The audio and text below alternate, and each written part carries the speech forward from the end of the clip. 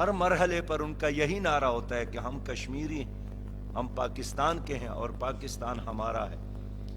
آج آپ دیکھیے کہ فلسطین جل رہا ہے۔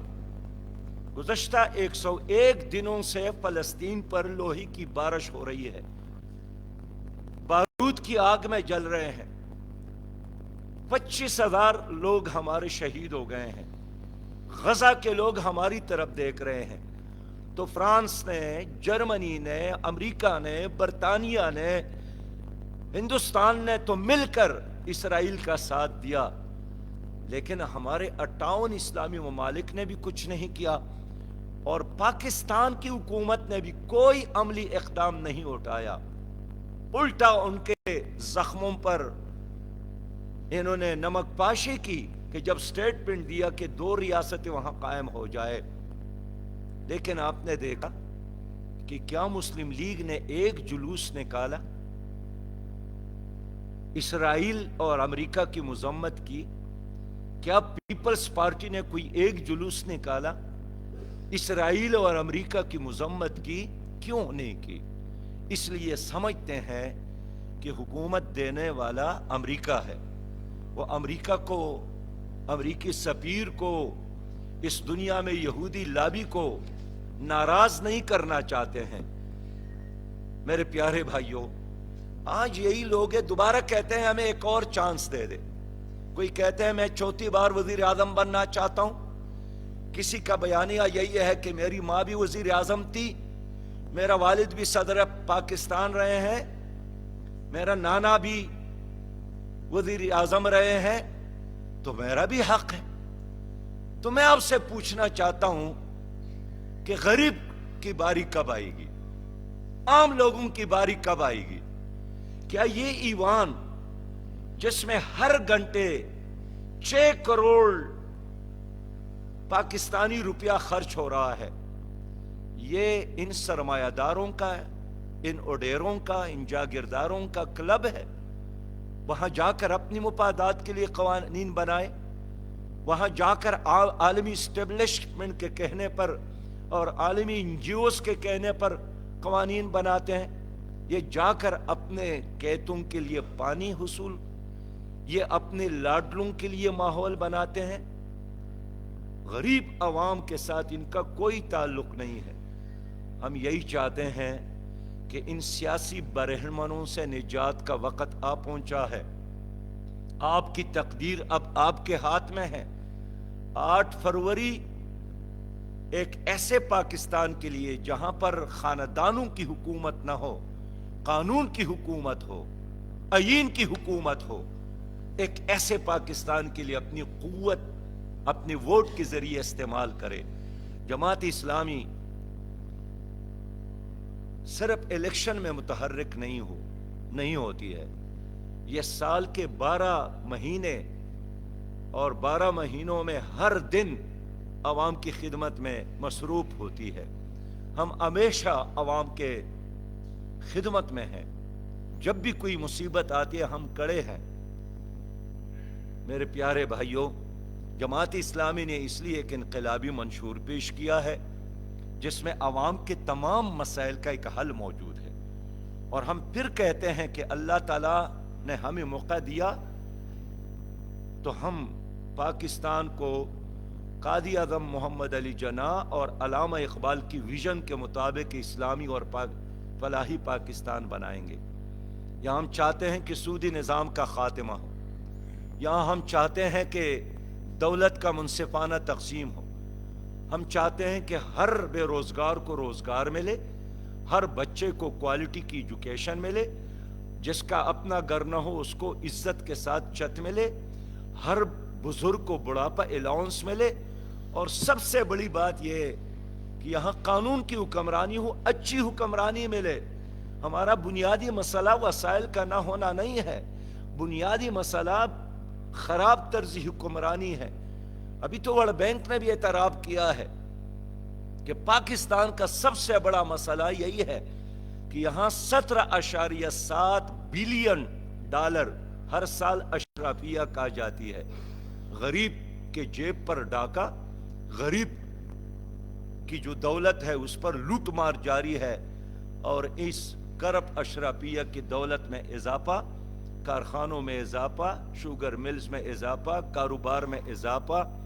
لیکن جماعت اسلامی آپ سے یہی کہنا چاہتی ہے کہ یہ لوگ اقتدار میں آ کر پھر اپنی مفادات کے لیے اپنی منصبوں کا استعمال کرتے ہیں۔ الیکشن میں یہی سیاسی جماعتیں حشرات العرق کی طرح نمودار ہوتے ہیں، اور عوام اور عوام اور عوام اور عوام کی بات کر کے عوام کو دھوکہ دیتے ہیں، لیکن جب بھی اقتدار میں آتے ہیں پھر ان کے خزانوں میں اضافہ ہوتا ہے، یہ اپنے بچوں کے لیے راستے ہموار کرتے ہیں۔ ابھی آپ دیکھیں، بیٹے کو ٹکٹ، بانجے کو ٹکٹ، بیوی کو ٹکٹ، بھائیوں کو ٹکٹ، رشتہ داروں کو ٹکٹ، پراپرٹیز ہے، پارٹیاں بھی نہیں ہے، پراپرٹیز ہے۔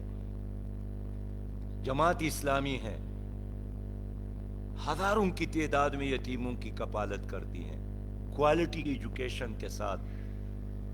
ہم ہیں بلوچستان کی دور دراز علاقوں سے بچے اٹھا کر یہاں لا کر اچھی انجینئر اور ڈاکٹر ہم نے بنائے، گلگت اور کشمیر کے بچوں کو یہاں لا کر ہم نے پڑھایا، آپ کے گلیوں اور کوچوں میں، غریب آبادیوں میں سٹریٹ نے انتظام کیا۔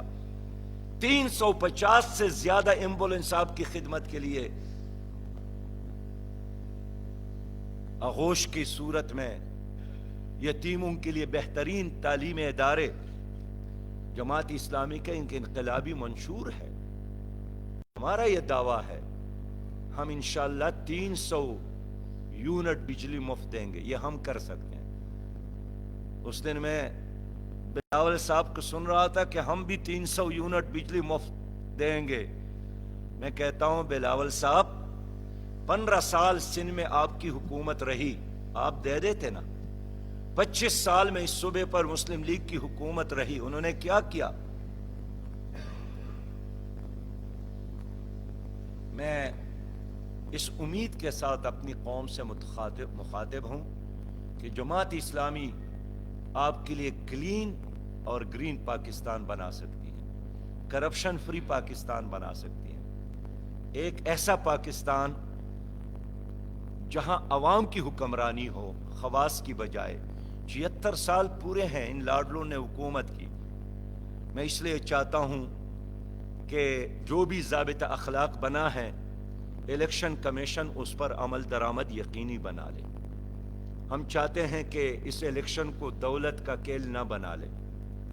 ہم چاہتے ہیں کہ الیکشن کمیشن اپنے اقدامات کے ذریعے الیکشن سے پہلے الیکشن کو متنازع نہ بنا لے۔ میں امید رکھتا ہوں انشاءاللہ کہ اس کرپٹ پارٹیوں کا جنہوں نے بار بار حکومت کی ہے، ڈیلیور نہیں کیا، قوم کے ساتھ غداری اور بے وفائی کی ہے، یہ اس کا آخری الیکشن ہے، اور انشاءاللہ تعالی آئندہ سیاست میں ان پارٹیوں کے لیے میں کوئی جگہ نہیں دیکھتا ہوں۔ ایک نئی قیادت ابھر رہی ہے، ایک نیا سورج طلوع ہو رہا ہے، اور وہ نیا سورج وہ عوام کی خواہشات اور تمناؤں کا سورج ہے۔ بہت بہت شکریہ۔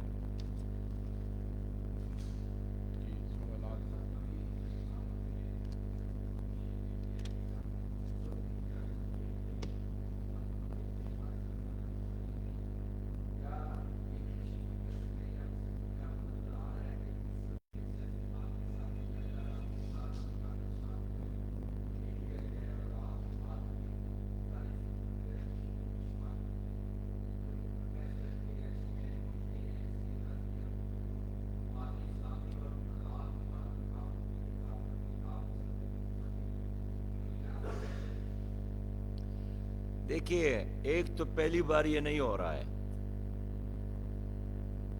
یہ کوئی پہلا پریکٹس نہیں ہے۔ تبھی تو جماعت اسلامی کا ہمیشہ سے یہی مطالبہ ہے کہ عدلیہ آزاد اور غیر جانبدار ہو، الیکشن کمیشن آزاد اور غیر جانبدار ہو، اور اسٹیبلشمنٹ غیر جانبدار ہو۔ ان تین اداروں کی غیر جانبداری کا مطالبہ جماعت اسلامی ہمیشہ سے کرتی چلی آئی ہے۔ اور آج بھی میرا یہی مطالبہ ہے۔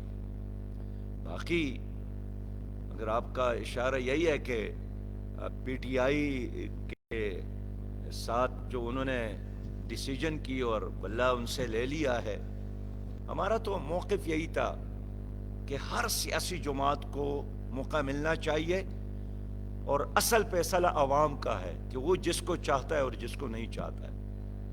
اثر احتساب قوم ہی کرے گی کہ کس نے کیا کیا ان کے ساتھ۔ لیکن میرے ماہرین کے کہنے کے مطابق پی ٹی آئی کے ساتھ ایک اور نظر ثانی کا موقع تو موجود ہے۔ باقی تو وہ جو کہتے ہیں کہ ابار کر مٹائے جا اور بگاڑ کر مٹائے جا، بگاڑ کر بنائے جا، ابار کر مٹائے جا، اور میں تیرا چراغ ہوں جلائے جا بجھائے جا۔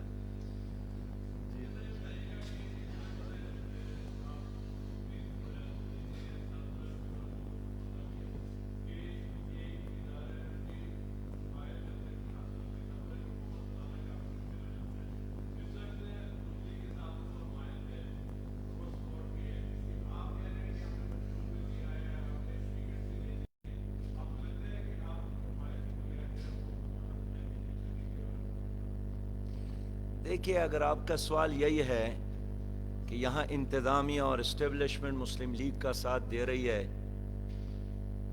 یہی آپ کا سوال ہے، تو میں یہی کہوں گا کہ اب وقت آیا ہے کہ اسٹیبلشمنٹ عوام کے ساتھ اپنی اس وعدے کو پورا کرے کہ اب ہم غیر سیاسی ہو گئے، اور اب امتحان ہے ان تمام اداروں کا، الیکشن کمیشن کا بھی، عدلیہ کا بھی، اور اسٹیبلشمنٹ کا بھی۔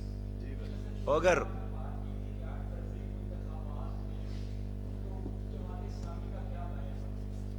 دوسری بات یہ ہے کہ جماعت اسلامی ہر اس فیصلے کی نہ صرف مذمت کرے گی، مزاحمت بھی کرے گی جس فیصلے کے نتیجے میں آئین کے مطابق بروقت شفاف الیکشن کا انعقاد نہ ہو۔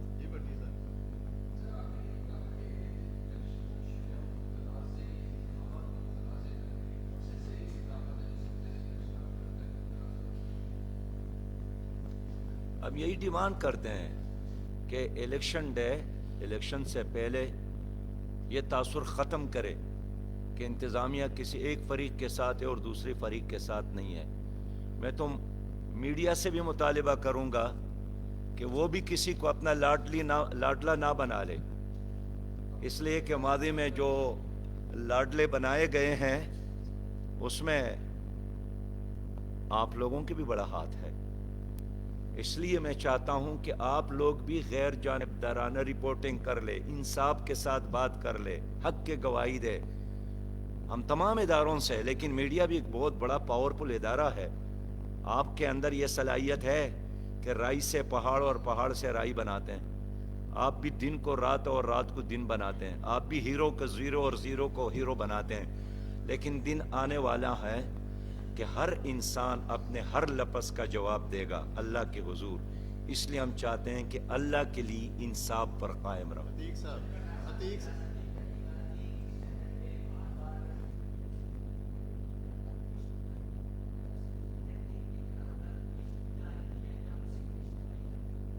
ان قراردادوں کی کوئی حیثیت نہیں ہے۔ اس سینٹ میں کتنے قراردادیں آئے ہیں، کس پہ عمل ہوا ہے؟ میں نے جو قرارداد پیش کیا تھا کہ پاکستان میں سی ایس ایس کے ایگزام انگریزی کے ساتھ اردو میں ہو، متفق کا قرارداد تھا، تو اس پر آج تک تو عمل نہیں ہوا۔ اس لیے یہ قراردادیں جو ہیں، اس سے خود سینٹ کے اپنا جو وقار اور عزت ہے وہ خاک میں مل گیا ہے۔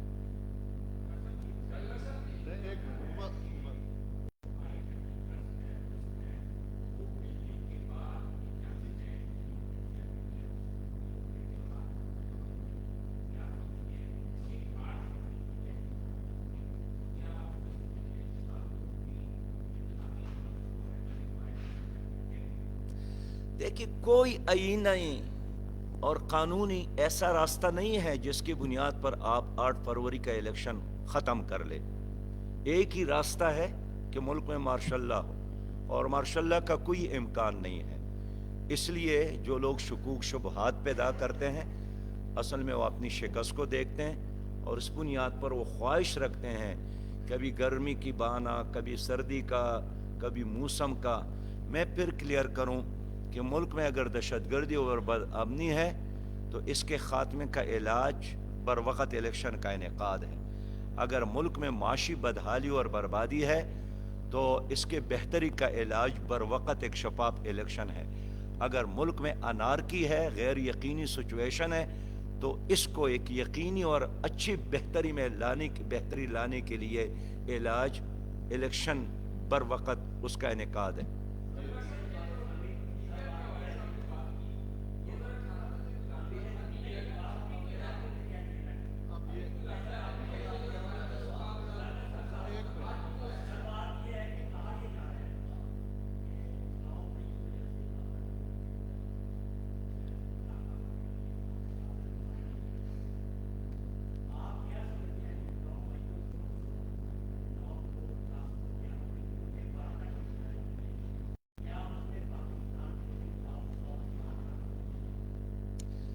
دیکھیں، 9 مئی کو جو کچھ ہوا، شاہد ہی پاکستان میں کوئی ایسا پاکستانی ہو جو اس کو ٹھیک سمجھتا ہو، اور خود جن پر الزام ہے 9 مئی کے واقعات میں حصہ لینے کا، وہ بھی ان کی مذمت کرتا ہے۔ تو جن پر الزام ہے وہ بھی مذمت کرتا ہے، بلکہ شیخ رشید کا تو مطالبہ ہے کہ جمعے کے خطبوں میں اس کو شامل کیا جائے، اس پر لعنت کرنا۔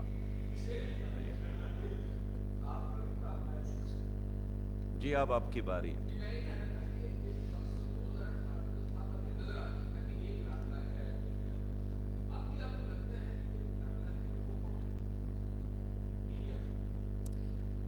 دیکھیے، میں کہنا چاہتا ہوں کہ اگر آپ کا اشارہ یہی ہے کہ نواز شریف صاحب کو لاڈلا بنایا جا رہا ہے، عوام اتنے بیدار ہو گئے ہیں، اس کو ہر پہلو سے دیکھا ہے، ان کی کارکردگی کو دیکھا ہے، ان کے بھائی کی وزارت عظمیٰ کو دیکھا ہے، 16 مہینے پی ڈی ایم کی حکومت جس کو مسلم لیگ خود لیڈ کر رہے تھے اس کو بھی دیکھا ہے۔